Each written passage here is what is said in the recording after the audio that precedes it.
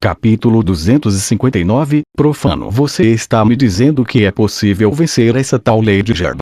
Zhao Tian questionou após Endao deixar essa questão no ar. Hoje, sim, mas lembre-se que, naquela época, chegar a esse ponto era considerado impossível. Aquele era um tempo muito diferente de tudo que você conhece hoje, Endao comentou, antes de continuar. De acordo com a minha memória, esse foi o único reino cujo responsável por dar-lhe um nome não foi o grande arcanjo. Estou certo?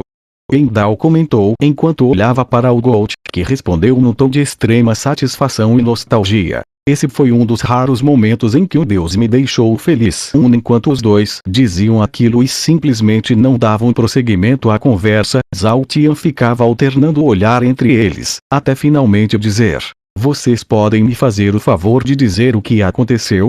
Endao permaneceu olhando para o Gold enquanto dizia: esse foi o dia em que, pela primeira vez na história do universo, um deus foi morto pelas mãos de um humano.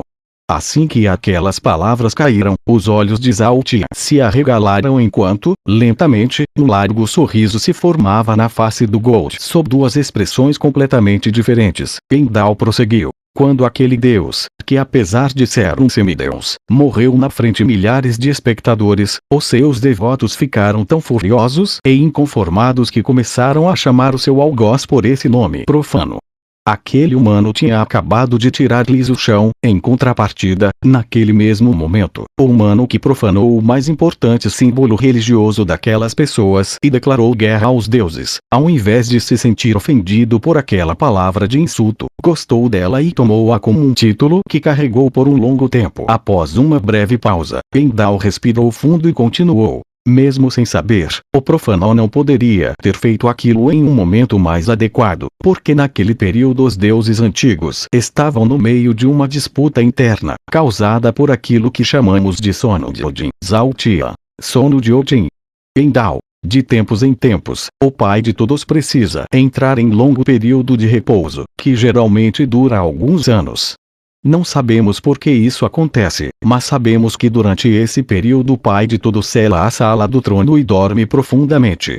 Também, eu sei que foram nesses períodos que, historicamente, os deuses passaram pelos seus momentos mais sombrios. Com os deuses antigos a história não foi diferente. Como a única referência de autoridade que os deuses antigos tinham estava incomunicável e eles precisavam de uma figura que mantivesse tudo em ordem. Jeb e o meu antecessor travaram uma disputa ferrenha pela liderança do reino dos deuses. A busca pelo reconhecimento dos outros grandes deuses sobre quem era o pilar de sustentação desse novo sistema universal e, consequentemente, o merecedor, mesmo que temporariamente, da posição ocupada pelo pai de todos, se intensificou muito depois que Odin não estava mais lá para mediar ou encerrar de vez aquele conflito. Contudo, apesar de tudo ter piorado a partir daquele ponto, essa era uma disputa que ocorria muito antes do sono de Odin, e foi o meu antecessor que fez o ataque que, no fim, feriu a todos para provar que a lei de Jeb só era capaz de se manter por causa da sua vigilância constante e que era ele quem mantinha todo o sistema de pé. O meu antecessor tinha dado a chance para que aquele garoto trilhasse todo o caminho marcial. O objetivo era provar que sem ele, mesmo um simples humano podia ser capaz de superar todas as barreiras que aquela lei criou. Apesar de acreditar que estava agindo somente por esse motivo, o meu antecessor podia ter provado seu ponto de vista e feito algo quando o garoto entrou no reino da alma, pois até aquele momento, o garoto já tinha matado milhares de pessoas e criaturas e provado que um ser vivo, sozinho, era capaz de vencer as barreiras da lei.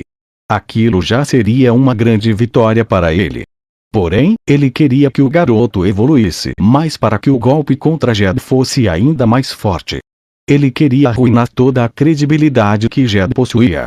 Ele pode ter tentado se enganar e acreditar que tinha um grande propósito, mas somando-se à ambição do meu antecessor, havia um forte sentimento de diversão em acompanhar o sofrimento do garoto, que acabou se transformando em uma obsessão. Acompanhar, controlar e infernizar a vida do garoto se tornaram as atividades preferidas do meu antecessor, que arquitetou e mexeu os pauzinhos para que as maiores atrocidades e tormentos surgissem, diariamente, no caminho dele desde o dia que saiu da daquela cela e pisou naquela floresta cheia de bestas demoníacas. O garoto nunca mais teve sossego. Graças ao meu antecessor, a única interação entre o garoto e os outros humanos era a morte, pois sempre que pisava em algum lugar novo, o garoto já era esperado e atacado por todas as tropas da região que já estavam à sua espera. Obviamente os humanos não eram capazes de sequer feri-lo, mas eles não desistiam e atacavam, vez após vez, dia após dia. O garoto que não tinha nenhuma paz. Quando tentava dormir,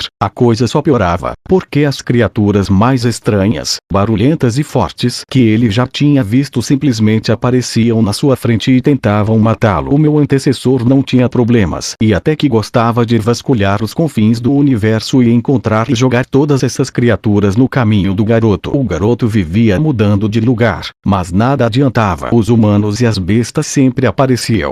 O garoto não dormiu por anos. Quando o garoto pensou que teria alguma paz e não foi mais atacado, ele até tentou se reconciliar com os humanos e viver em uma comunidade de exilados. Mas quando começou a ter uma amostra do que era a felicidade, o inferno voltou e todos foram brutalmente assassinados. Assim que terminou de dizer aquilo, Endal deu um olhar envergonhado para o Gold, como se ele sentisse vergonha do que o seu antecessor tinha feito. Depois, ele sacudiu a cabeça e falou num tom ainda mais constrangido: "Isso é só um pouco do que o meu antecessor fez para saciar a sua vontade de atormentar o garoto." Acobertadas pelo meu antecessor, aquelas atrocidades e a evolução do garoto caminharam nas sombras, enquanto tudo era transformado em nada além de um mito. Aquele Endal chegou a agir ativamente para transportar o garoto para outros mundos, quando os semideuses descobriam sobre ele. Mas um dia isso não funcionou, porque o garoto que já estava no pico do reino profano conseguiu criar uma técnica que o pegou totalmente desprevenido. Ele ocultou a sua presença a um ponto onde o meu antecessor não conseguia mais vê-lo. O garoto conseguiu um feito que até hoje ninguém conseguiu repetir. Ele foi capaz de se esconder de um ser onisciente. Depois de alcançar esse feito, para confirmar que aquilo tinha funcionado, o garoto retornou para sua terra natal e desafiou e matou o semideus que um dia tinha jogado ele em uma cela escura. Esse era o semideus do início dessa história. Esse era um acontecimento que não dava para ser encoberto, e aquela notícia se espalhou como um incêndio.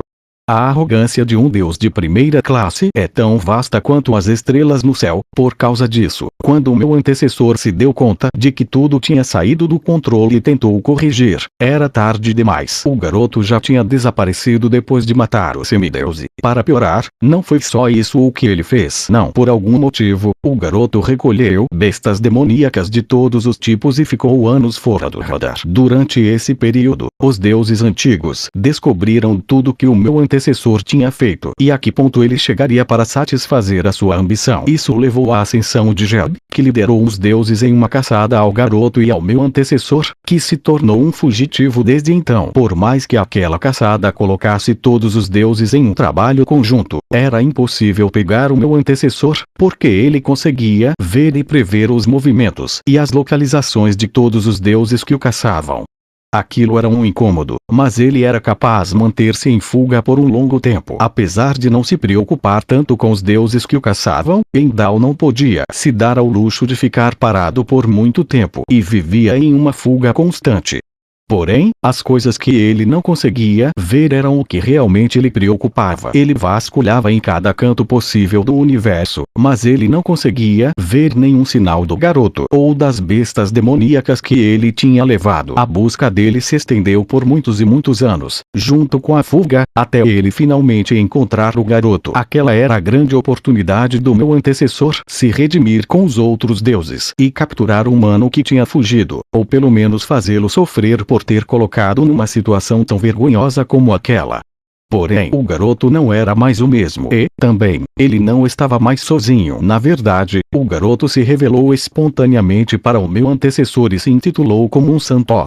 Junto a isso, bestas demoníacas estupidamente fortes, com níveis de poder que iam desde o reino atroz até o reino profano, acompanhavam o garoto que as espalhou pelos 4 cantos do universo. Assim que Endal terminou aquele trecho, Gold sorriu, deu um olhar canto para Zaltia e comentou num tom irônico: "Ah, aqueles foram os melhores discípulos que eu já tive."